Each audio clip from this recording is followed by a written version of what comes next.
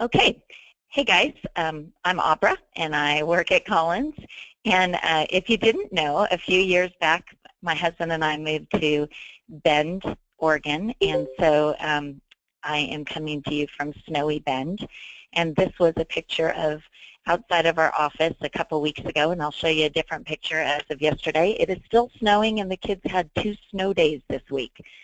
So we definitely have a lot of snow on the ground. Hold on one second. I want to dismiss one of my users.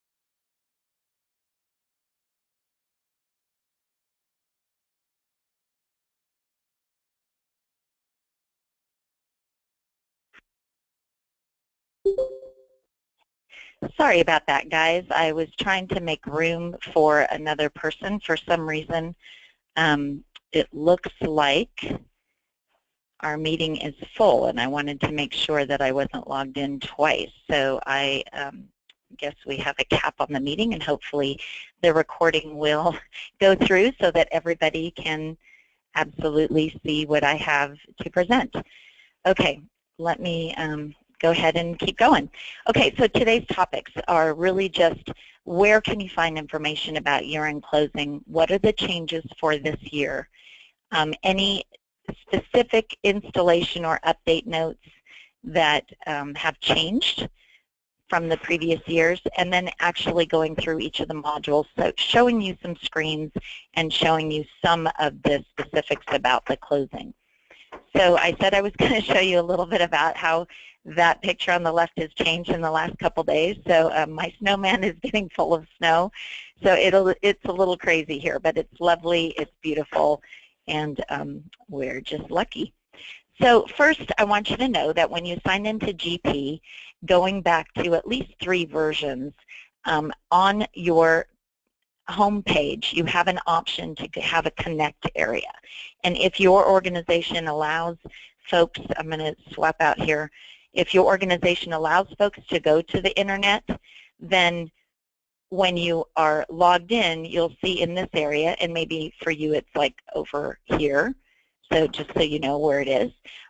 This link, if you click on it, would take you out to the year-end closing area. And each of the year-end closing blog series that Microsoft has done has a link here, and then further to that, there are all kinds of other links for closing. So I did want you to be aware of, there are some resources out there from Microsoft, and so I also gave you the link down here so that you could just copy and paste that once you get my PowerPoint, so you can get out to that page if you have Connect turned off.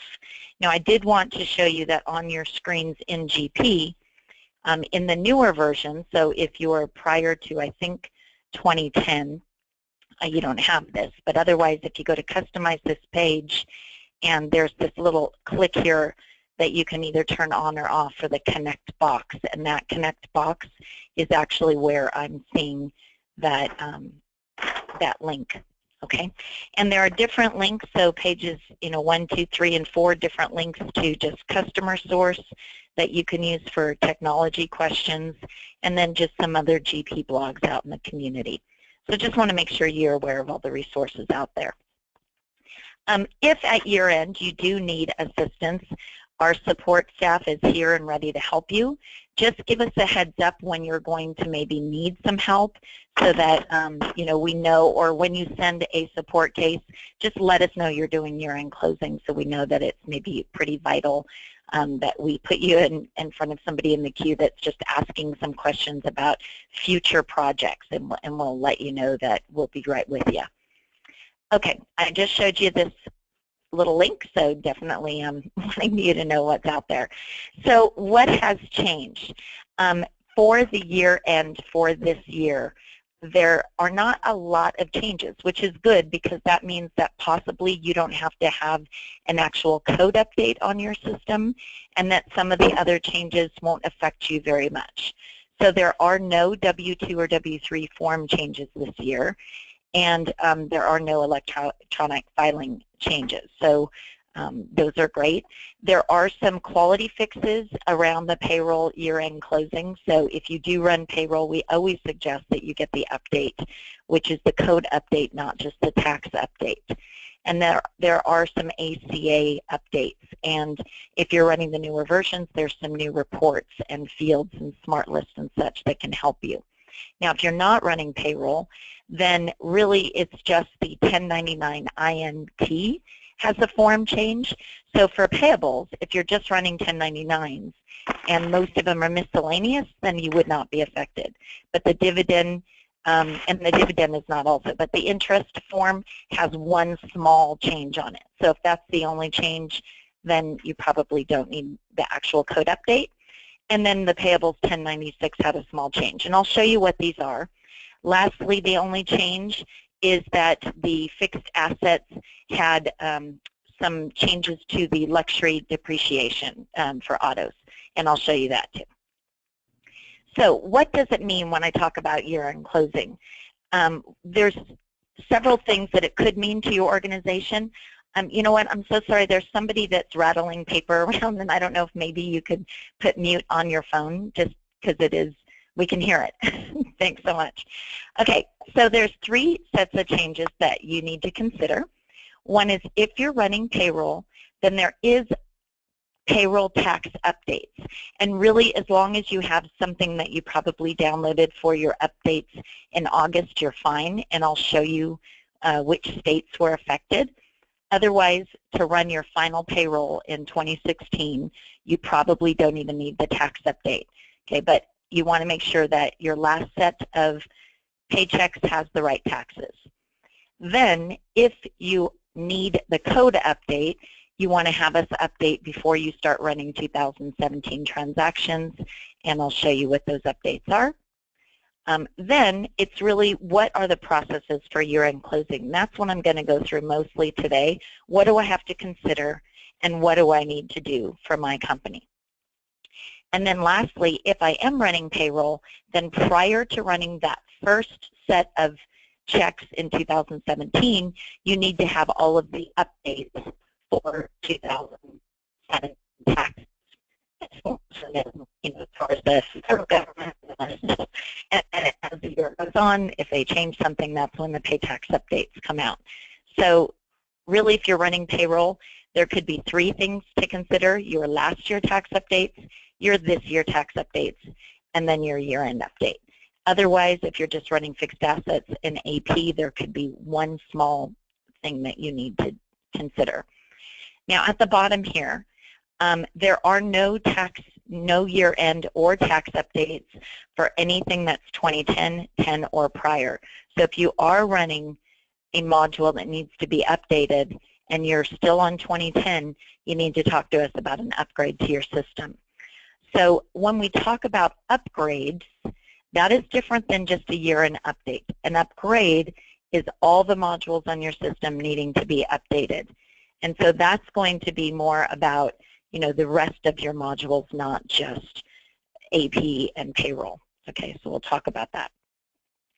So I did mention that I would tell you what the changes were for the payroll tax updates. So for 2016, there have been 4 through the year. And so the last one was Idaho in July. So if you are part of one of these other states, you'll know that you need at least the update that was released, in either December of last year, January, March, or July. Otherwise, the downloads, I have the link to the downloads within the presentation, but this is just showing that there is a year-end update. It is not the same thing as a big upgrade for your system. So if you need the updates in what I'm going over, let me know. We do now have, as of yesterday, the last round of tax table updates. The last one to be released was for 2016. So if you're running 2015 or 2013, those have been out a little while, about a week or two. And so all of your updates should be okay for even that first round of 2017. So what are the changes? I mentioned that within AP for the 1099 boxes, if you're running just dividend or miscellaneous, you don't need to worry about it. It's just the INT forms. And just this box 12 was changed. And literally, it didn't used to have a label, and now it has a label. So really, I think you're fine even if you did run these. If that's the only change you had, I would say you probably could get away with just printing them, and it would print in the right area. The other changes in the 1096, and what happened was they kind of moved a couple boxes over and made every box a little bit smaller so that they could add another box on the bottom. So it's just this bottom area and where the X's get clicked. So if you are running 1096s, I would say maybe try to run it, see if they're still in the right place, and if not, then we either could modify that report in Report Writer or give you the update for that. And then fixed assets. So I mentioned that the only change for fixed assets was the luxury auto max depreciation.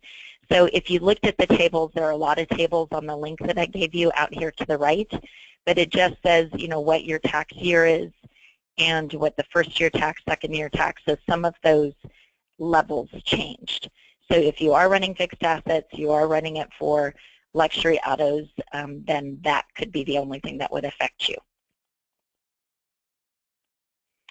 Now, for ACAs, if you need just assistance with ACA reporting, I would say you probably just need to work with us. I'm not going to go over a lot of the ACA changes, but really what happened was that in GP, you're able to do some smart list and reporting, but we don't support electronic filing. So if you do need ACA electronic filing, then we're going to help you work with one of these 2 vendors, Green Shades or Integrity, and work with their add-on. Otherwise, you're going to be really just having to do it manually and having to figure out how to electronically file.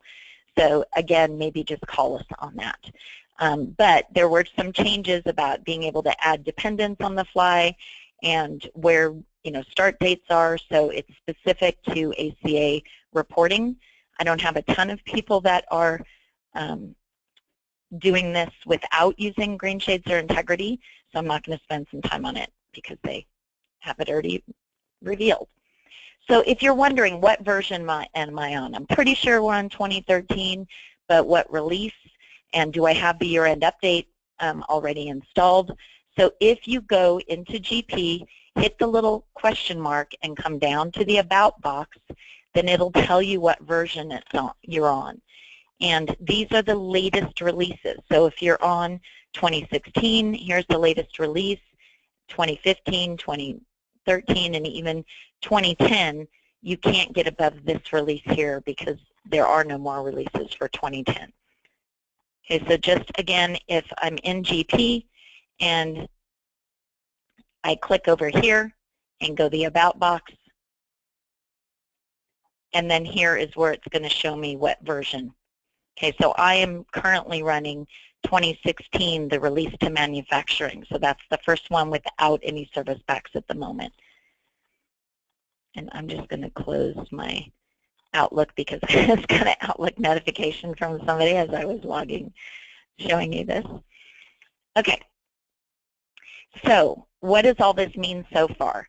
It means that I may not have to do an actual code update if, number one, I don't use payroll, I don't generate 1099 INTs, and I don't have luxury audits, right? If I say no to all three of those, I don't need to install a year-end update. I just need to go through closing processes.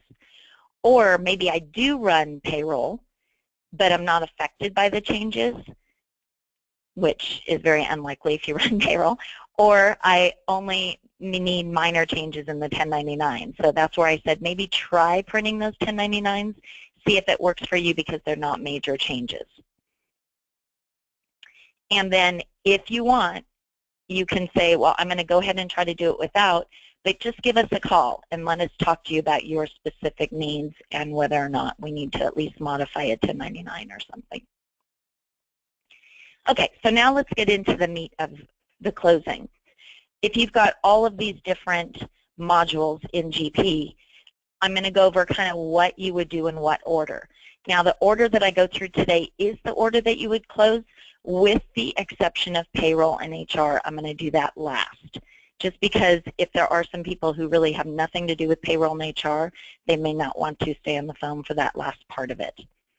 I mentioned that there are some links, so I've given you the links even in this PowerPoint for the specific modules and maybe what details you might need to know more about when you try to close.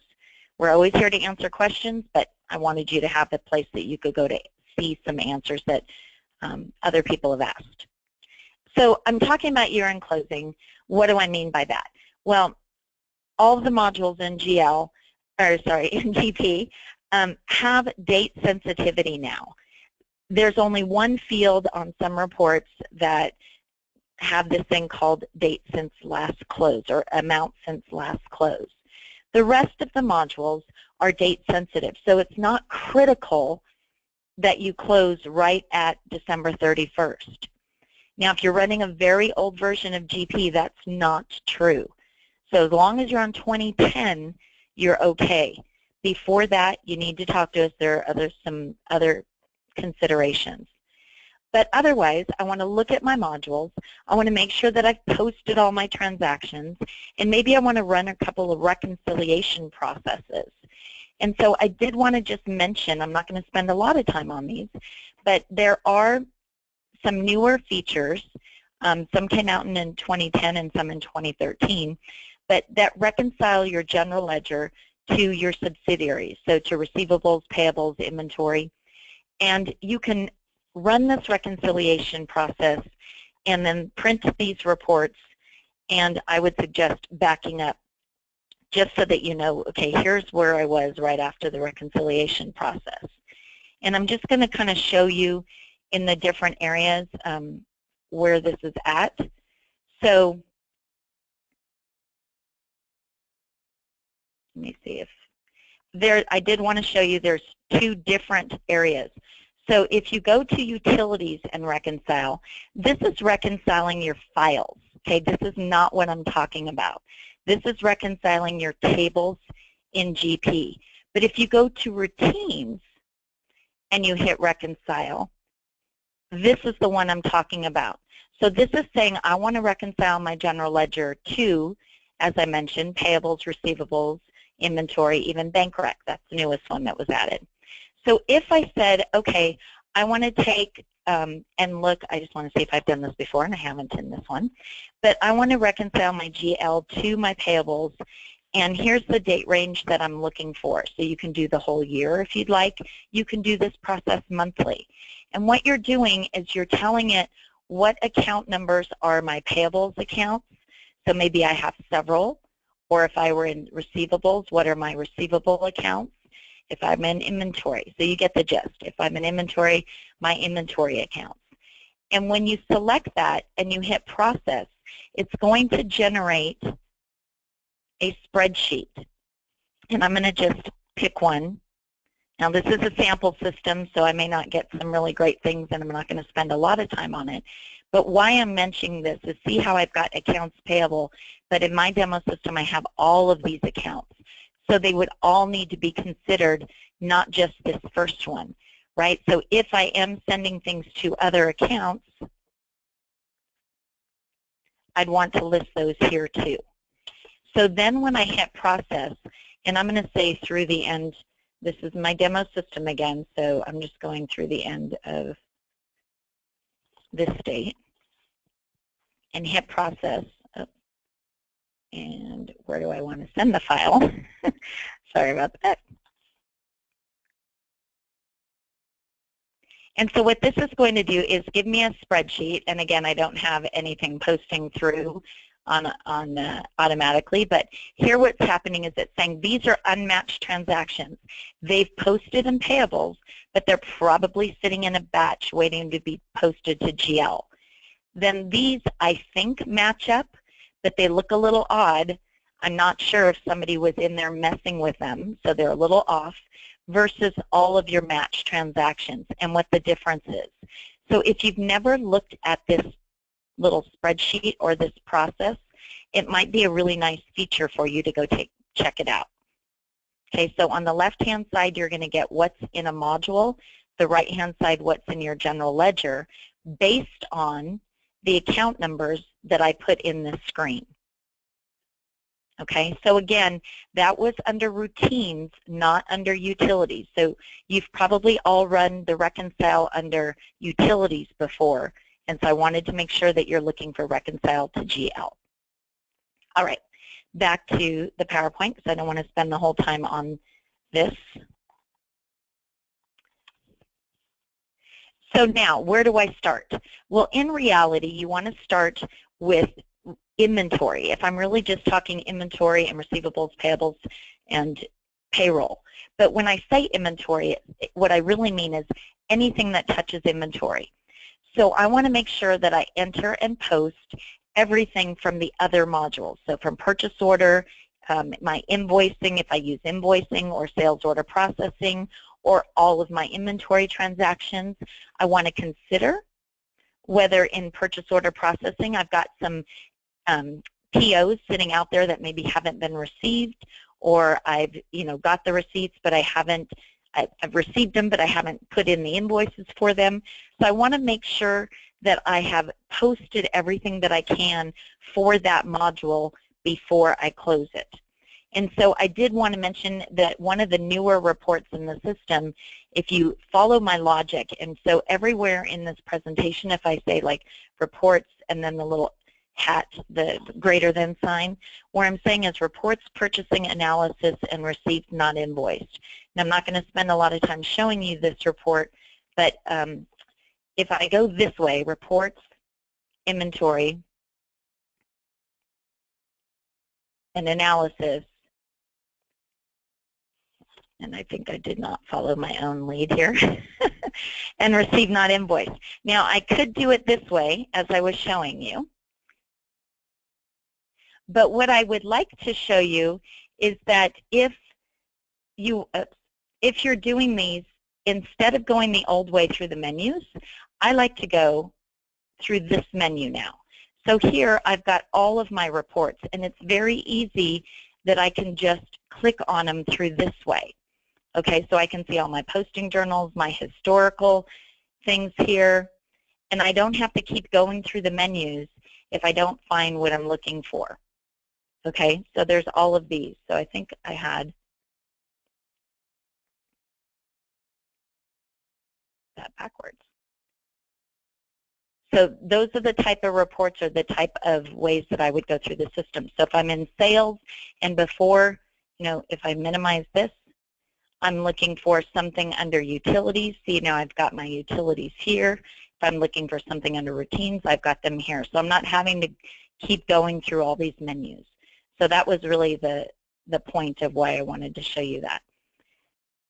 So you're going to post all of your processes and then make sure, right, so we've posted all of our transactions in all of these areas, reconcile my sales order and process purchase order modules. So what does that mean? Under utilities, purchasing, reconcile, I'm going to go ahead and These are the screens, so I'm not going to run through them. I'm just going to go ahead and reconcile. What that means is that it's going to look at my purchase orders, it's going to look at my sales documents, and make sure that they're all closed that need to be closed. If you've got the users that sometimes get kicked out, and you think that the transaction's right, but sometimes it doesn't move the history when it's closed, this process does help do that. So under both of these areas, for purchase orders and sales orders, we recommend that you run a reconcile right at year end, or right before you're going to close your year end. Now, once you have all of your transactions posted, I know that you can't have every single one posted. There might be a reason that you've got something out there, and that's okay. So we'll talk about that as we close the modules. So what will closing a module do? Right? So this is going to kind of be the same across all the modules. But what you're going to notice is that it's really just transferring numbers. So here are all of the things that it does. I'm going to show you a screen to make it really, what does it do on my screens? So if I went into an inventory card and I looked at the history, it's going to take what shows as current year and push it over to say now that's last year's. And so all of the quantities, the sales quantity, the cost, the amounts, all those are going to move over. Now, I did say that GP is now date sensitive. So it does know that if I say I'm going to look at a certain calendar or fiscal year and I put that in, it's going to look at the detail down here at the bottom and it's going to summarize it and it's going to give it to you.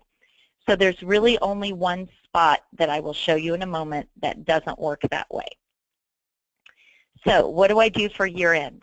We already ran the reconcile for sales order and purchase order. So we're going to go through that same process for your items. And if you run inventory, I know you've run the reconcile for inventory before. A lot of our clients do this every month for their inventory. But you just go under Utilities, Inventory, Reconcile.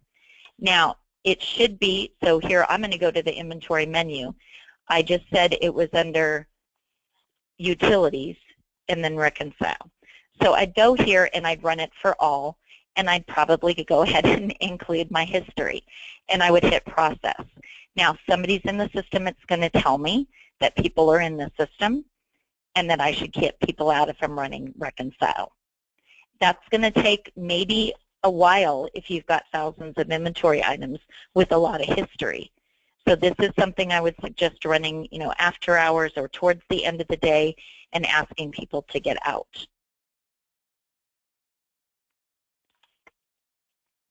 Then the other things that you could do have to do if you're running inventory with running physical counts.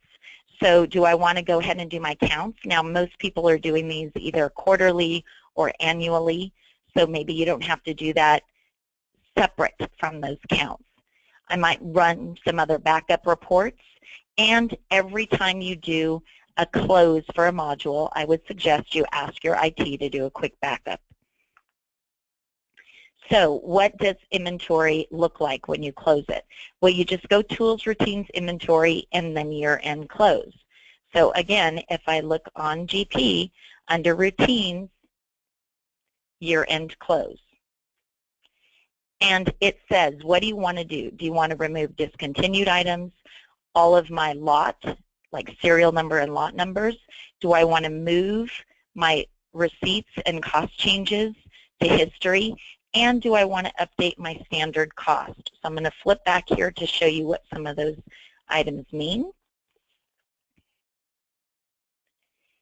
And we'll do that in a moment. But when I run Reconcile for inventory, if I'm using serial and lot numbers, I just want to caution you. If you get a report out and it says, oh, there was a batch, it got messed up, I reassigned my serial or lot numbers, you might want to specifically look at that item number, because if the system is generating a serial or lot number, it's just going to be like a consecutive number. It's not going to know what number to put in the system. So just a caution there. And then I mentioned physical counts.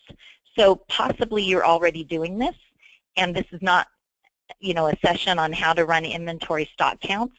So what I just did is I showed you how, if in GP you're not doing this already, that you can set up a stock calendar. So which items am I going to count?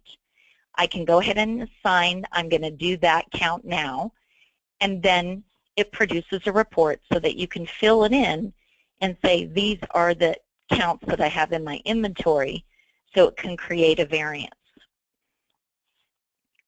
And here's what the screens look like. So I create, here's my stock count called demo.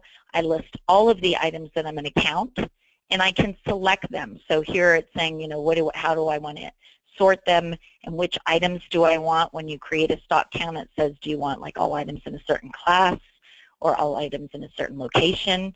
So you can include all of that. It's going to put those down, and then it's going to tell you, if I zoom down to any particular item, what transactions have occurred for that item, so that maybe I can see that there are some transactions I want to complete, or, you know, if I'm looking at counts and they don't look right from the screen, I can zoom down and see what those counts are. Otherwise, you're going to then take a spreadsheet or a printout, and you're going to enter those numbers, and you're going to physically count them. And then it's going to go in and create a transaction that has the offsets of it. Now, if I don't want to do all of that manually, we do work with SalesPad, and this automates the process. You still create a stock count, but instead of manually inputting those numbers, you can scan those, or you can have just, you know, something without a scanner, just a handheld, and you're putting in the numbers. It's either way. Or you can have a phone, you know, an iPod or an iPhone, or not iPod, iPad or an iPhone, and zoom it, or you can have a true scanner counter. But anyway, this will do all of the counts automatically for you, and it'll use that same process to go ahead and create the inventory adjustment. So just kind of back on that. And then you're going to want to run any reports in inventory. So here's a bunch of reports that people use. So now I talked about, here's the screen you get, right? So I was talking about that, and I wanted just to make sure that you knew behind the scenes what you could have done. So what does it mean when I want to click on all of these options? So the last one here that I'm showing is this item standard cost. So depending on your valuation method, it's either using a standard or current cost for your items. So you can update a standard cost with the current cost at the end of the year for the items, if that's what you want to do for your inventory valuation method. The other things that it's going to do is go ahead and remove any inventory items that you've marked as discontinued, and then it's just going to go ahead and move over to history as of like today's date, or 12/31/2016, all of your receipts. There was a new report back on 2010, I believe it was, and that was this report that helped you run a historical inventory trial balance. You could not do that before, because in GP it did not keep track of when inventory moved. You couldn't say, let me have a snapshot as of last year. You can do that now, and it's under Reports Inventory Activity. I'm not going to go through the whole thing, but you need to have an inventory reset done first in your system before you do that. So it says, I'm starting now, let's start taking snapshots. So if you haven't done that with us, then let's take that offline. That's it for year-end closing and inventory. All it's going to do then is go to all of your inventory items. It doesn't do dramatically anything except make sure that if I looked up an item, and we looked up like item transactions, you can see that an item has all of these transactions if I had any in the system. Let's go back here. And it's going to go, okay, I have that item. Now if I looked up the summary for that item, it would move it into, oh, I can't get there. Can I get there from here?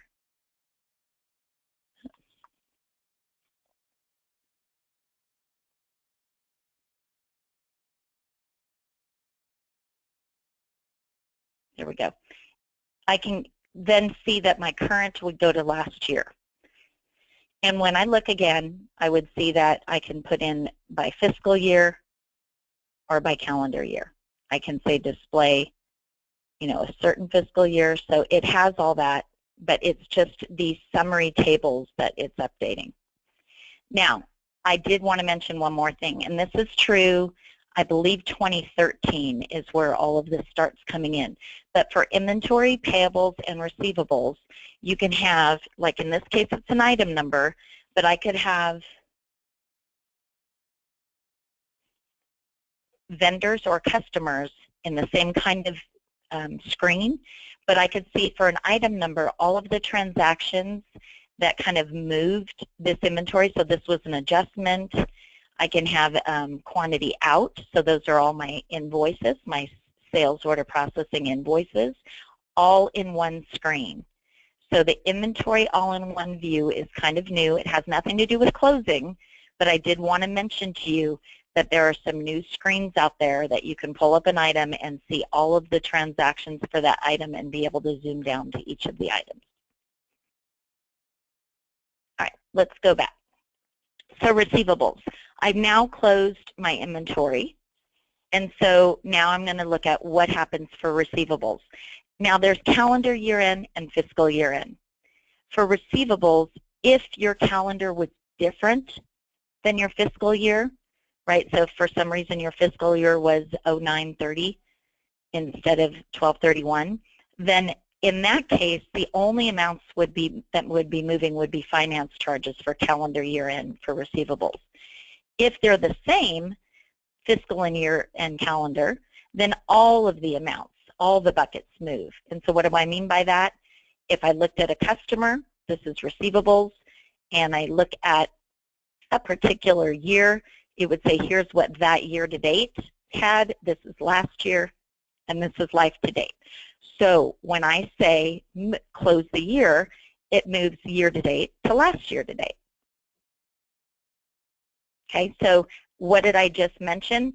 That all of the amounts move except for finance charges at fiscal year. And finance charges is what moves at calendar year. So if it's both, which is what we'll close, then everything moves over. So how do I close receivables year end? It's just tools, routine, sales, year end close. And I literally just say which year am I going to close, fiscal or calendar. So if it's your fiscal year is also the same as your calendar, then it would be all, right? Both. It should say both. I don't know why they said all. But if it wasn't, then I might just want to close calendar year end now and fiscal year end at 9/30. And then I would hit process. If you hit process, wait for it. Do not hit process again. If you hit process again, it's going to try to move it over again. So the two things are don't hit it twice and do a backup before you start. The other thing in receivables and in payables is that if you are doing tax details, if you do have tax, that you do also want to run tools company year-end closing for your taxes. So this is company. So if I say tools routines company,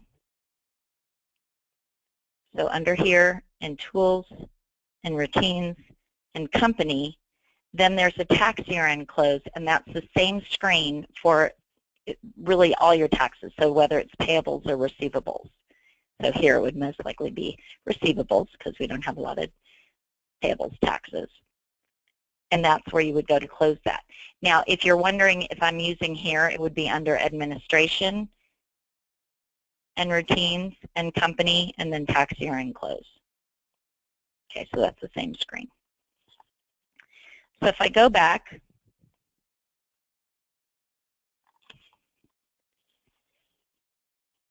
let me show you what it closed. So for receivables, if I'm in sales and I hit an inquiry for a particular customer, then these screens, you notice customer period summary inquiry, calendar and fiscal year. It knows, right? It's date sensitive. I don't need to worry much about exactly the date that I closed something. If I go yearly, this is the only screen that there's one option right here, amount since last close, that make a difference. So what am I talking about? 4 payables and 4 receivables. I know that at the end of the year on 12/31, you're not going to go in there and close it right on that moment. And most of the companies that I know have off January 1st, and they're coming back maybe on the 2nd or even the 3rd. So the first opportunity you might have to even close would be January 2nd or 3rd or even after that. So the only thing that messes up if you don't close right at year end is that if I have a customer and I look up amount since last close, this is physically what has happened since the last time you hit that button that said close the year. So all I tell people is don't select that option. Don't look for that. If I want to know for a customer what my calendar year-end numbers were, then I'd hit calendar 2017 and calculate. It would then look at all my transactions and it would have the right amount. So you see I have year to date here, last year to date here, my life to date is $70,000. If I went back to amount since last close, it's all here in the year to date. So just don't look at that first option. So if I want fiscal year 2017, I have it. If I wanted fiscal year 2016, I would just say calculate. So it's all good. You don't have to close on the exact day. Just don't use the option that says amount since last close. The only other place that this amount since last close is used is in some of the smart list. So if I'm in a smart list, I just need to be careful, and you can ask us if you're using something that says, like, I don't know, items or receivables or inventory that have like all of your transactions, and there might be some quantities and there might be a column that you use that says like summary last year or since last close. That's the only time that, and I don't even know if they have it as that anymore. So really, this is a new version, so 2016 doesn't have it. But in the old versions that you may be using, if I look at something like a sales history, transactions, and I want to see how many times I've sold that or how much I've sold in total, just don't use the column that's called, year to date or last year to date. You may have to say fiscal year and have it be a calculation. So it's only on the smart list that use that amount since year end close. That would be messed up. Okay, so let's go back. Sorry about that. And talk about payables. So receivables we've now moved over, right? We've gone into those 2 screens. We've done tools, routine, sales, year-end close. We've hit the button that says process. It's moved it over. I went in, and because I maybe on receivables I do collect taxes, then I'd also want to make sure that I run tools, routines, company, and tax year-end just to move over those same annual figures. Now I'm to payables. I'd make sure that my purchase orders are all closed. I'd make sure that my inventory or my AP invoices were all posted. And at the beginning of the year, let's say you're not ready to close. It's January. I'm not ready to close. So I would say put all of your newer invoices for January in one batch. Keep your December invoices in another. So once you have all your December invoices posted, then you can go ahead and close the year.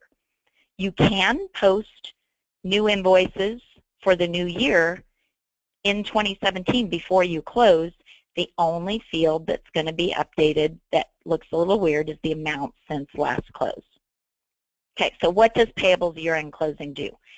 It's the same as what I just showed you in sales. It's just moving some amounts over. So which amounts are we moving over? Well, for calendar year-end, it's the 1099 amounts. So the amounts that I've paid to my vendors for this year moved to last year. And for fiscal year, it's all the other figures. So if I look at my vendor yearly summary, and I look at either fiscal or calendar, you'll notice that these figures are all updated by date. The only time it's going to look weird is if you do amounts since last close and you've posted some transactions this year and then next year, and you haven't closed yet. So again, just don't use the inquiry that says amount since last close. Otherwise, here are the steps. I'm going to close all of my transactions. I'm going to print maybe an age trial balance, and you can even print a vendor period analysis report, and that's kind of useful for your 1099s. It just says here's, by vendor, by period, so that I can see what my 1099s are. So on the AP side, there is a whole area that we need to do, right? We need to run 1099s. So I'll show you a lot about 1099s here. We're going to go to Tools, Routines, Purchasing, and that's where you print your 1099s, and we'll get back to that. Once you do that, you can close the year. So people are going to panic. Can I go ahead and print my 1099s after I close the year? And the answer is absolutely yes. So don't worry that you have to print your 1099s first. You do not have to print your 1099s. That's just the old, logical method of I've posted everything, I've paid everything, I'm going to print my 1099s, and then I'm going to close my year. But you don't have to, and I'll show you why. Okay, when I print 1099s, what am I looking for?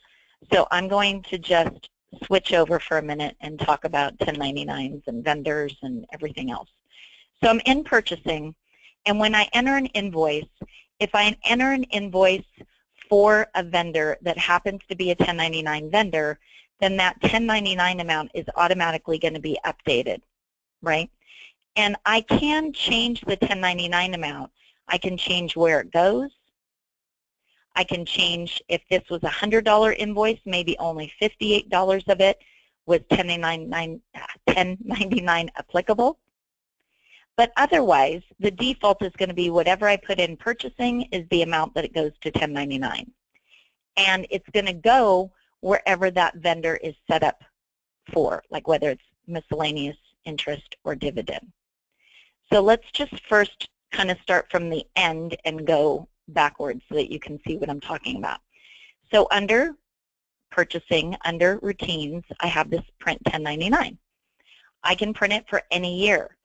So when I said, can I go back and print them for last year? Sure. Let's print all my 2016 miscellaneous, and I'm going to do 1099 or even a 1096. Okay, so either one of those. And if I hit print forms, that's going to put it in the layout of the actual 1099 product, or the print, like as if I'm going to mail them out. Otherwise, if I print them and just hit print, of course I don't have any that's special. I might go into another year. Let's go 2017 for a minute. See if we can pick some up. One. Okay. So if I hit the print button, I get this report. If I hit print forms, that's where I get the layout that I'm going to send to the vendors. So here is the amount for this vendor. So I have this Leaf River paging systems. If I print forms, it's going to show me the layout as if it was printing on a form, right? So I put the form in the printer and I'd print them. So the point is, I can print any year whenever I want. I can then choose to print dividend forms because they're a little different. If I have any, we'll see. And then I can print interest forms also. So then I do have one here, Aaron Fitz Electrical. So how did I get to that information? If I go back and I just had two, I had the Leaf River that I was just mentioning, and I've got all of these transactions. I could see I've got all of these things and what years they were done. And so what's happening is if I've paid for services in this year, then that payment was applied to invoices that were 1099 applicable. Okay, so then if I zoom back on that vendor, I would see that that vendor under options was set as a 1099 miscellaneous vendor with the information going to box 7. This is where I wanted to get back to show you where I'm going to go next. So I have a vendor, and I tell it that it's miscellaneous. So at the end of the year, before I print my 1099s, what I do is I go to a smart list. And I say, I'm going to go to a purchasing smart list of 1099 vendors. And all that said was, if I look, just show me all of my all of my vendors who are 1099 that have a 1099 of miscellaneous or of dividend, either way. And show me what box they're going to. So I can have, let me show you a couple of different options here that I've got. So I could have that one, I could have a 1099 exception, and I could have a 1099 box. So what I've done is when I've created this, this is different than what I was expecting here. What I could do is I could take this 1099 report and I could tell it, I want to also add,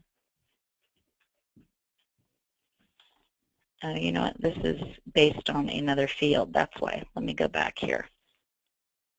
There we go. Sorry about that. Okay. 1099s is not equal to not 1099. That means I want to show all of the vendors that have a 1099 type, right? Either dividend, interest, or miscellaneous, because I've said a double negative. So I don't want them if they're not a 1099. Otherwise, I'd say it contains not 1099s. I'm doing the opposite. So on this report, I could also say that I want to add my tax registration number. So I can add tax registration number. And you'll see that some of my vendors have tax registration and some don't. So then I could say, all right, I want to only see those with a tax registration number of blank. So what am I doing now? I'm saying that before I send those 1099s, I need to be able to go in here and put my tax registration number in. So maybe somebody just put it in the wrong field. So maybe I'm just going to copy it to that field. And so now if I rerun that 1099 exception report, refresh, that one goes away. Okay, so all I did was go to vendors.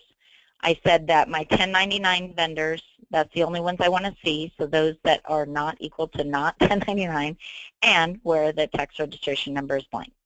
So I've got that now. I've got my list. I know who my 1099 vendors are. Then I go, okay, let's run a list of who is going to get the report. And so then that's where I went back to here, and I said, let's print my 1099s for either miscellaneous, dividend, or interest. And then let's say that doesn't look right to me, right? I'm printing these, and there should have been somebody that was an interest vendor, because that's what I just ran, was interest. So what do I do now? In the newer versions of GP, there are places to fix that. So let me just go back real quick and say, I just showed you how to run these vendor reports out of SmartList for 1099s. And I mentioned before the only changes to 1099 layouts were this little one box and the 1096 or this box, so we don't need to spend a lot of time on there. I said that I'd go into my vendor record and I could, you know, put in that they're a 1099 vendor. The other thing is that there's, in the newest versions, a 1099 field for which address. So if I go back to my vendor, you just go to a vendor card. Let's go to Leaf, the one we used.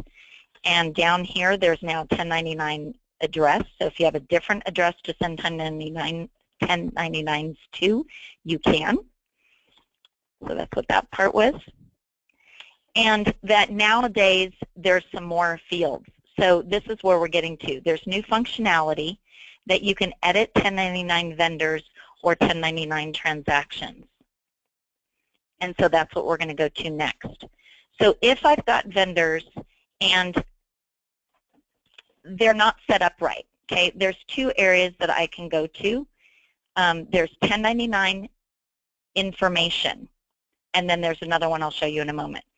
So here's update 1099 information. Let's say I had a vendor, a specific vendor, and let's say it was this Leaf one, and it was already set up as a dividend. Actually, that one was miscellaneous. And I want to change it from miscellaneous to interest. And I want to not just update the vendor, but I want to update the vendor and all of their 1099 transactions. So I should have done that first, not after. So what this is going to do is it's going to go back through history and move this vendor from miscellaneous to interest. And if I did that right, you would see miscellaneous, interest, and all of the transactions. So it's all of the payments for those invoices, right? So the invoices moved, and now the payments for them would also move. It's not affecting anything in general ledger history. It's just the 1099 information. So if that's what I wanted to do, that was under Utilities and Update 1099. There's also the ability, I think it's under Transactions, at the very bottom, Edit 1099 Transaction Information. I'm going to take that same vendor, and now it has all of these as interest, but I have a monthly that's kind of open that's set to dividend. Now, maybe that one needs to go miscellaneous, or this one needs to go interest. This one needs to go miscellaneous. This one's not a 1099. So for each vendor, I can actually modify a specific transaction. So most of the time, it's probably going to be that everything was 1099 applicable to where they're supposed to be going, except maybe one transaction. Right, so that's what you could do in this box. Or I can say, of this big invoice, only $500 of this one was 1099 applicable. Again, I am not changing the amount of the invoice in general ledger. I'm only changing the 1099 amount.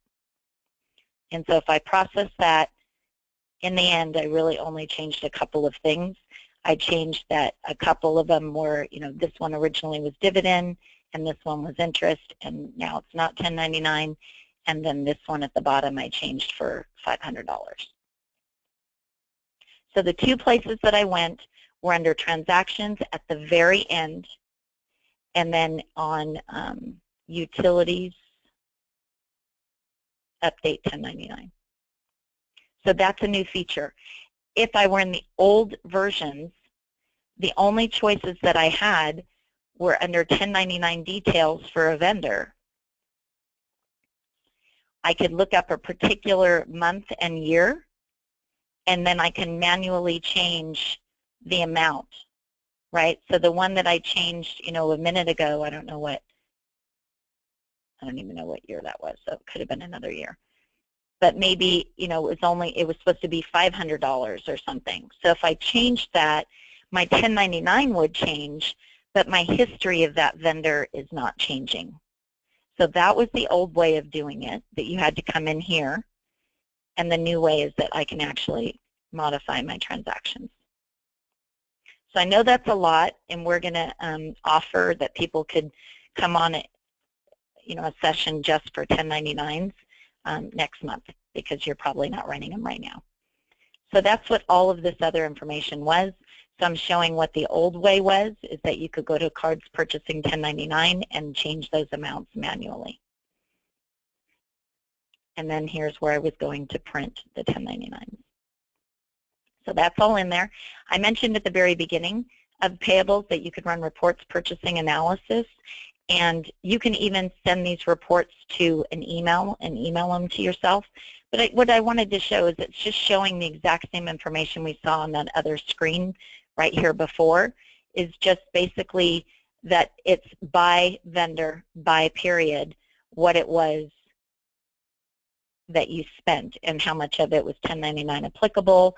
So it might be a good report if you wanted to run something like that. So once you run 1099s, you can run year-end close. However, you can also run year-end close before, because I can go back as many years as I want to print 1099s. So year-end closing, all you do is routines purchasing year-end close. You're going to either only pick, calendar if your really fiscal year is 9/30. Otherwise, you're going to pick both if your fiscal and calendar are both. and then you hit close year. So I just had a question, sorry about that. Can you make changes to 1099 data after you close the AP module without doing an override? Well, yeah. So the whole idea is that those transactions that I changed were a specific transaction. Let me just really quickly go back.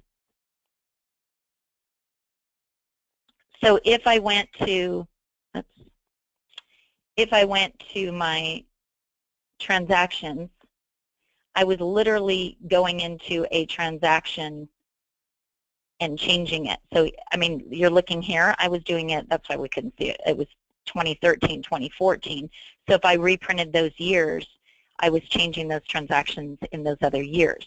In the old method, though, so if really what you're asking is if I go in here into 1099 details here and pulled up a vendor, then I am still selecting a particular year and a particular month.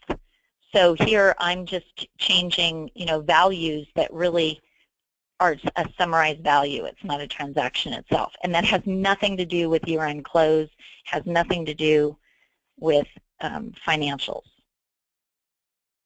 Okay, so if you change it in the new method, then when I do an inquire on a particular vendor, then those 1099 amounts are going to reflect what I changed also, okay, in the new method. In the old method, it doesn't know. It's just going to say, I don't know, I just have figures that you've put in a box.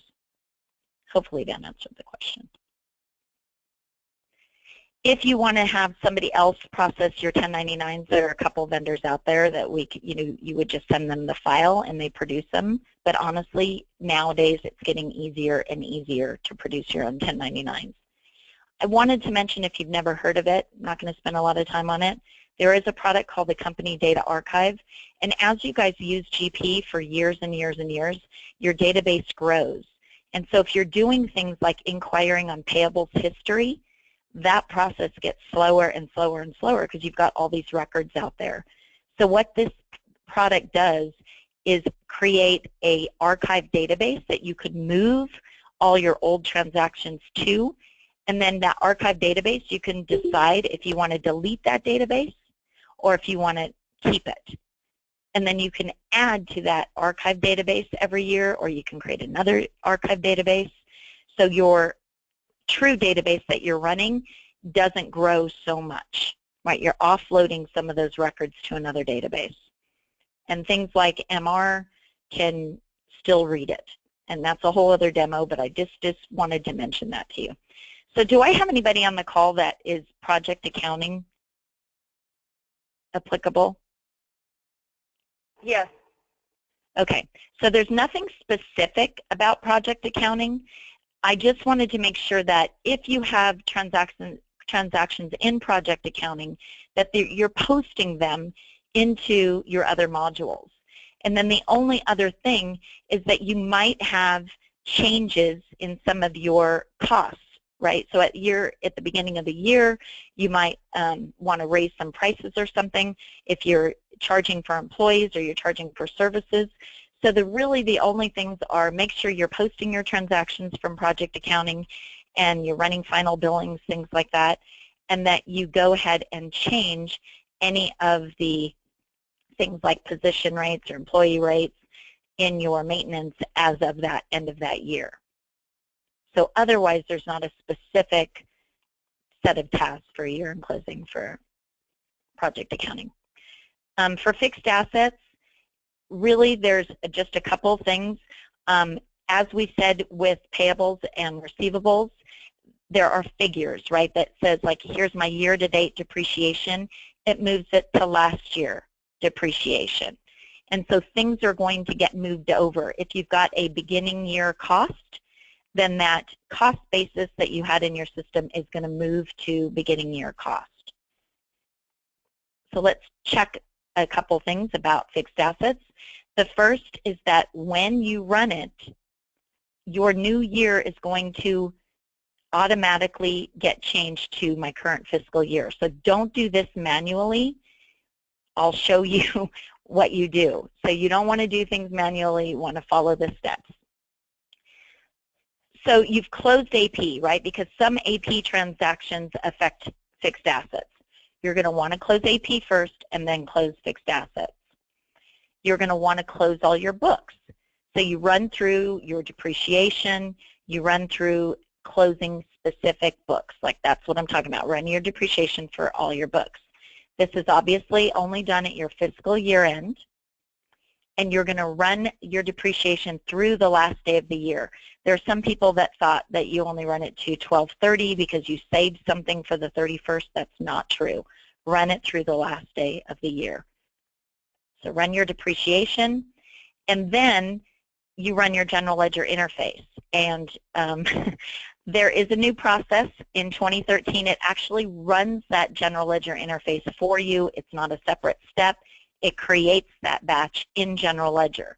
In the old versions, you ran depreciation, you ran your fiscal year-end closing, and then you had to take that batch that it creates and say, now let's run it again to push it into general ledger, because it was really two different modules completely. Now there's an automated, like it just posts through.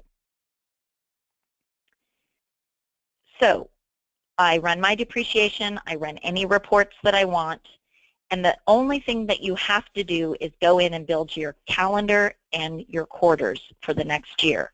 So this is where you go to do that. So you're just going to go into those two screens, Tools, Utilities, Fixed Assets, build the calendar, and then go in and build the quarters and run a backup. All you're going to do is Tools, Routines, Fixed Assets. You pick your books, and you hit Continue, and a report will come out. Now, in the old version, so before 2015, so 2013, you run this, and then you have to go find the reports. It doesn't automatically generate the report. So I did want to mention that. There was a new closing report that I just said it prints automatically, and it's a wonderful report. It shows basically all the asset information, and you run it in a single step. Is anybody using analytical accounting, AA codes? I think not, looking down the list. So I'm going to skip that. The last thing then is I've done my fixed assets. I'm going to do general ledger, and then I'm going to focus on payables. Payroll. So what does general ledger closing do? If you look down your chart of accounts, it's going to take the top set of your chart of accounts, right, balance sheets, and just push them over to the new year. The bottom accounts, the P&L accounts, it's going to take those balances and post those to retained earnings. And starting in GP 2013, you can actually, if you use unit accounts, like, I don't know, the number of some things that you sold in a year, you know, the number of widgets, the square footage that you took up in trade shows, I don't know, something that maybe you wanted to clear at year end, you can choose unit accounts to either act as a balance sheet or retained earnings account, a P&L account. So do I want my unit account to close back to 0 at the beginning of the year, or unit account to stay the same? So if I had a unit account that says, here's the number of employees at my company, I probably want that one just to roll forward, right? I still have the same numbers. But if I had something like how many trade shows have I been to in this year, then I'd want that one to 0 out. So within unit accounts, you could tell it whether it is to act like a balance sheet or a P&L account. The only other thing year-end closing does is take all of your records in your open year, which happens to be the GL 20,000 table, and just move them to historical year, and then update the summaries. So that year that you're moving over, so in this case 2016, would now be marked as historical. Now, I'm not going to talk about AA because people said they didn't use it. And then there's also a new option in 2013 to remove inactive accounts. But if you have inactive accounts that happen to have a budget, it'll leave them, because that was an issue. People would set up budgets and then close their year, and then their budget wouldn't balance because they said delete inactive accounts and they had a budget against it. General ledger closing doesn't have to happen at the end of the year. I can wait till March if I need to. What happens if you don't close GL is that my balances aren't moving forward, right? So if I'm running management reporter reports, I'm going to have a report that says, here's, last year, and then have a tally of what last year was, and then have a tally for what this year was. So your management reporter reports are going to have to be modified a little bit. But you can, in January, February, March, still be posting maybe to 2016. You're not done yet. So you can leave it open. When you're ready to close, you're going to have the users go ahead and exit GP. You're going to make sure you have enough disk space. If I've got thousands and thousands and thousands of records in this year, I want to make sure that when I duplicate that table, I have enough disk space. So let's just ask IT, like, do I have plenty of disk space? If they want to know exactly how many, you can say, well, look at my open year, which is this table, and I need at least that much space, because first it's going to duplicate it, then it's going to delete the old ones. If you've got a really slow machine, maybe ask, can I run this at the server? And then just a comment, if you're running the newer versions of GP, you actually can do a reverse and say undo year-end close because I messed it up. That only is applicable if I close it and there were a bunch of accounts that were set the wrong way, right? So balance sheet versus profit and loss. If I bombed out of the year-end close process, I can't undo that. I've got to go to backup. But a reverse is available if you forgot, you weren't ready, somebody needed to post a bunch more, you didn't want that in history. So, Rosario, did you have a question? No, sorry. Okay. She wanted to show her screen. Okay, so year-end steps. We already know that general ledger should happen last. I probably want to do all of my adjusting entries in GL. I am able, so I can make adjusting entries later after I close a year. We'll talk about that in a couple minutes. I probably want to run a smart list of all of my account numbers just to make sure that if I did a quick smart list, at the top, they all say balance sheet, and at the bottom, then they say P&L, right? So if I did a smart list, and I just had financial, and then I had accounts, and I had all of my accounts showing up, right? If I said, click and show me all my balance sheet accounts first, if I glance down the list, as soon as it turns to profit and loss, then any of these account numbers that are showing should now be, later in my chart of accounts, if you're like most companies. If I notice that there's some weird, 100 accounts or something in there, then I know that I need to go fix that account. The other way that people do it, because I clicked on posting type, I can click on, no, somebody put us on hold. And I don't have a way of muting that. We look forward to talking with you. Hopefully they're going to pick us up in a minute, guys. Sorry about that. So here I have an account number. I click on it to sort by that account, and now I can just quickly glance down again to see when it moves to profit and loss. And that should still be in the 400. Okay, so I run a smart list. I make sure that all my accounts are set to the proper either P&L, balance sheet, or profit and loss. And then I'm going to close my last period of the fiscal year. So under Setup Company Fiscal Periods, that is where it shows what my account numbers are, right? So if I go to Financial and Setup,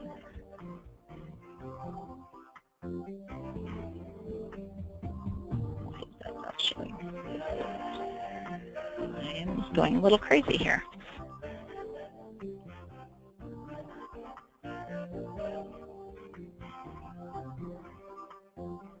Thank you for holding. We sincerely appreciate your patience. Please stay on the line and we'll be back in a moment. Sorry about that. Under company, not financial. So it'd be under admin. Sometimes, see, I even mess myself up. And setup, and then company, and fiscal periods was there.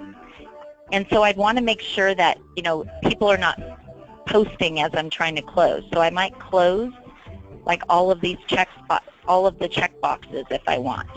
So I can close them this way, or I can hit mass close and I can say, you know, I want to close particular ones. Whoever just took us off hold, just so you know, we all listen to your hold music, so please be careful. Okay, so if I wanted to close all of them for a year, I can hit this close all. If I wanted to open them, all that's doing is just checking the box to say don't make any other transactions while I'm trying to close the year. Okay, so that's that one. So I've run through, I've made sure all my account numbers are set up correctly, and then I might want to double check to say, yep, I'm maintaining history. If you don't change this when you install the system, this is how it was. Otherwise, go to Tools, Setup, Financial, and just double check. These are set up to maintain history. And then we tell people run check links, right? So maybe you're doing this monthly anyway, but I would run check links at least on the financial files, just on financial data. So file maintenance, check links, so that all of my records are okay in my system. In the setup for my general ledger, if I wanted to close, whoever's moving your papers around, if you could put it on mute, thanks. In my general ledger, if I click on close to divisional account segments, I can have a segment of my GL that I want to say, well, not only do I want to close to 30/30, but maybe I want to close like each of my departments to 30/30. So I can do that if I click on close and select which segment I want to also close to. The last thing is that some companies on that next journal entry number put like a year in front of it, so 17 or 18. You don't need to do that, but that way you know it's like 17000001. As long as you've never used those journal entries before, you're okay. I mentioned that you can do a redo or a reverse. It's not fun. You don't want to go through the process again, but it's possible. So if you close your year and then somebody goes, oh, I had a bunch of batches I wanted to post, I wish you wouldn't have closed, and there's nobody else, you know, really done anything, then you might want to just reverse it. It's not going to backup. It's just reversing and putting the records back in the 20,000. You want to print all your trial balances. You know, make sure that you've got everything printed out for last year. And then you want to set up the new fiscal year. So as I was showing you in that setup screen, so under my company fiscal periods, I want to make sure that I've got 2017 set up. So all you're doing is putting the year in, the start and the end date, and how many periods, and it comes out here and puts them out there. If you wanted to change the names to January, February, etc., you could do that. And then you hit OK. And then you're going to close the year. So under Tools, Routines, Financial, Year-End Closing, you're going to get this screen. So again, that was the screen I showed you before. It's coming off. It's saying, here's my retained earnings account. If I clicked on this little blue arrow, if I was closing to divisional segments, it would show me that. It's saying, here's my journal entry that I'm going to create when I close. And then I mentioned that there's a new option to say, I want to maintain inactive accounts with budget amounts. Or I want to maintain all inactive accounts. It's up to you. I can remove any segments that I'm not using. So let's say that I created a segment of 999 for a department and I really didn't need that. It would remove any that didn't have any postings. And then you'd close the year. So on this screen in 2015, this new reverse historical year came up. And in the newer versions, when you close year, it actually says like, okay, it's 25%, it's 70%, it's 80%. In the past, it used to say, I'm 50%, and then it would sit there until it got to 100%. So the progress bar works. Just some tips. Every time that we get a call about like, oh, I messed up year-end closing, it's usually that there's a profit and loss account that was supposed to be set up as a balance sheet account. So my tip is first to check your account types before you close by doing that smart list. And then if you forgot, and we can help you fix it. So there's a technology that we'll send you. Somebody just asked if I deleted an inactive account, would it still show up on my reports? Well, if inactive account, it can't have any transactions against it. So it would not show up if I deleted it. That's why I say that the only thing is budgets, right? Those aren't transactions. So if you delete accounts that have budgets against them, those are not going to be on your reports anymore. So then your budget report's going to be messed up. So that's why on the last screen I suggested that I maintain inactive accounts that have budget account amounts. Otherwise, if you don't want any accounts to go away, you just click all inactive accounts and maintain them all. So good question. Okay, so the other thing is just making sure that you set up your fiscal periods before you start. Those are the two main things. Now, we have a lot of people say, I need some smart list that my auditors are asking us for. So you can call us and we'll tell you, but I did just go through saying go to smart list, go to account transactions, and filter for only financial transactions and add these 3 columns. And so then you're going to have, here's all the transactions that were posted, here's who posted them, here's the posting date, and here's why the entry was made. So that's something that everybody seems to ask us for lately. There's also one in sales order processing, but it's a little different. So I put the fields that if you wanted to use sales order for the same option, you can.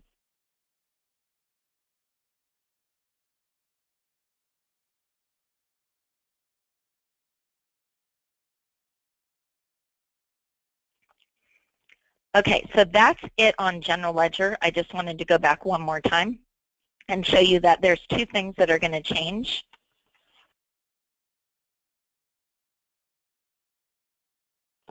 Once you do a general ledger year-end close, if you're in the old version of GP, you had summary and detail, and then you had historical summary and historical detail. In the new versions, it's all in the same screen. So if I had an account number that I wanted to look up, I just click on a year. But in the old system, if they were open years, it'd be in one screen, and then the historical years would be in another. So if you're wondering why you only have summary and detail and you just upgraded, that is why, because now you can go, it doesn't matter if it's historical or if it's open.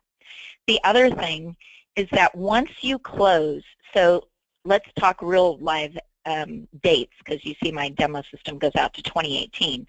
But what's happening is that in my demo system, if I keep going back a little, my first closed year is 2013. And so I can post to 2013, and then I can post to all my open years. I cannot post to 2012. So for you guys, this year is still open, 2016. When I get to January and I decide to close 2016, I no longer can post to 2015. So I'm going to show you a screen. Under General Ledger, it says, you know, am I allowed to post to history? So if I have post to history turned on, I can post to my first closed year. I cannot post to before that. It'll tell you, I'm sorry, I can't post to that year. If you've run year-end close for 2016 and year-end 2017, and let's say I allow posting in history, somebody needs to post an invoice, we didn't realize it was coming in, that's fine. We allow them to post to history. If it hits an expense account, it's going to hit that expense account in 2016, and then it's going to roll forward to my retained earnings account for 2017. So it's going to look like it does a double entry. It's going to make the entry in 2016 and then make the entry in 2017. So if it was an AP invoice, the expense account would get hit in 2016, the retained earnings in 2017, but then the accounts payable portion of that, it would hit 2016 and roll it forward to 2017's balance. So the system knows that if you post a history, I've got to roll it forward to the new year. So be aware of that if you're closing. Any other questions on general ledger? Okay, I'm going to jump into payroll. And if you are going to jump off the phone because you don't use payroll, I just wanted to mention that we are here for any questions. I will send you the PowerPoint and the recorded demonstration today, and that I would suggest that you email support@Collins. Don't just email one person, so support@collinscomputing.com, because we do have people that are taking vacation and I don't want requests to sit out there. But we are available to help you out with year-end closing, whether it is this week or next week, or if it's in January and you're doing your W-2s or your 1099s or anything like that. So payroll, you're always doing your payroll closing at year-end, right? You're going to create your year-end file, your year-end wage file. That's really what you're doing. So when I run payroll year-end, I want to verify what version of GP I'm running. Do I need to download any payroll taxes, that should say, for 2016? Sorry about that. I took a couple slides from last year.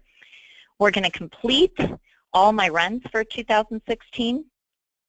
I'm going to run all of my monthly and quarterlies, right? So I get all of those. And then I'm going to make a backup. So before I say run my year-end closing, I want to run a backup. Then I go ahead and create my year-end wage file by going to Tools, Routines, Payroll, Year-end Closing, and I hit Process, and that creates your year-end wage file.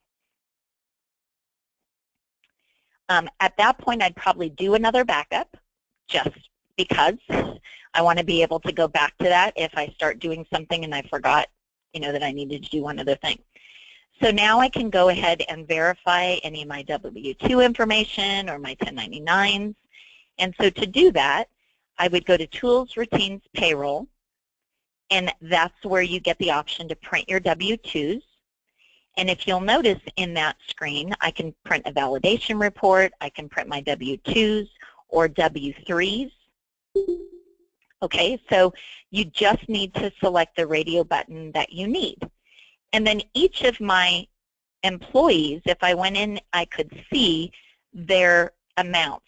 So if I need to modify whatever's printing for an employee, I would just go to Tools, Routines, Payroll, and then edit my W-2 information for those employees. So the big thing here is at payroll year-end, after you run your last paycheck, you're going to create this year-end wage file, and then from there, you're going to be able to print those W-2s. I mentioned that there's also the 1099s. So to do those, the Tools, Routines, Payroll, Print 1099s, and you can either do 1099-R or 1096. So there's both in there. And you can print them over and over and over again for whatever year you want, as long as you've got those year-end wage files created. Now, if you need to do electronic filing, this is where you go. And so the only things that you're having to input in that screen is that you're going to have to select which companies. So if you have multiple companies, they would be listed in the screen. You need to enter what your authorized number is, where you want it to print, and then you would just hit Create File. Now, if you have more than 250 employees, there's that option here of why we're doing this and creating the magnetic media file.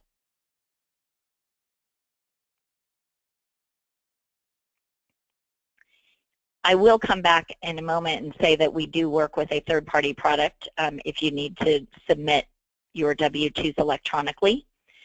So here, the other thing you could do, because now everybody in the newest versions, you get human resources. So if you want to archive inactive employees, under Tools, Utilities, Human Resources, you can choose what information you might want to archive.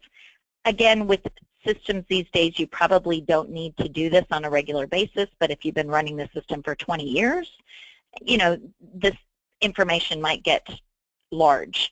But I don't know many of our companies that are using this skills and termination and testing and training, so there's not a lot of data out there yet. but in the future you might want to start tracking that. So this is kind of a plug. In your GP now, everybody gets payroll and human resources. So you can, even if you just want to track human resource information, you're not doing paychecks, but you want to start tracking some of these fields, you could talk to us about it. Some of them are in the advanced HR, and that would cost money. So if you wanted to do training and certifications, that's an advanced AR, but these other ones with education and disciplines and grievances, those are just in basic HR, so everybody has the ability to do it. I would suggest that you close your fiscal periods for payroll, so that's where we went into the fiscal period setup and hit the little checklist, and so I would check for payroll. And if you want, you can also delete or remove inactive employees in payroll, not just in HR. So we could do that too. So remove history for inactive employees. I mentioned just a second ago, go under Tool Setup Company Fiscal Periods. Make sure that in 2016 you close those, right? Just click on the boxes so nobody posts. But you need to make sure that you have 2017 open. So really you would be doing this before General Ledger, and that's why I mentioned this, because you need your 2017 so you could start posting for 2017. When you're running your GL close, I also mentioned the same step. Before you run your paychecks for 2017, you want to make sure that you have all the updated payroll taxes, and you can do that automatically as long as you can get out to the internet from your server, your workstation that's running GP. So you just go under GP, Maintenance, US Pay Tax Update, and click it. The only thing you're going to need, if you don't use us to do that, is your authorized phone number for Microsoft. Now, if you're using human resources, then you want to go ahead and set up your attendance for next year. So I just gave you the path to do that. If you've got some local or unemployment taxes, then you might want to, manually do those if you've got some specific ones. Otherwise, the payroll tax update should help with anything that's state. And you're ready to run your first payroll. So the critical steps in closing payroll was really creating that wage file, right? That's the big thing. And then getting it ready for 2017 by getting your taxes updated. So what if I need to run 2017 payroll checks, but I'm not really ready to close 2016? So if that's true, these steps on the left are what you have to do. And again, this should be 2016, sorry, not 2015. So I need to do those first 7 steps. I want to make sure I have everything ready for the new year.